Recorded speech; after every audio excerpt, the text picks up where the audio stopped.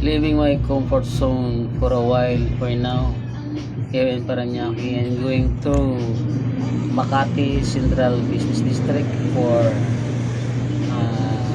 condo rentals. Malayo, mahirap kasi traffic, budget wise, kakapusin, pero yun po sinasabi na leaving the comfort zone. Kailangan sipag, kaya natin yung guidance ni Lord, protection, wisdom para sa ganitong gawain. Mahinang loob, mahirap po talaga. So ngayon, yun lang muna ang forma natin. Nandiyan na po ako ngayon sa isang building na pinapaupahan namin per room sa Antel, so may isa lamang Kakalayan, Makati Avenue. Same time direct tayo dyan para di tayo mahirapan. Salamat.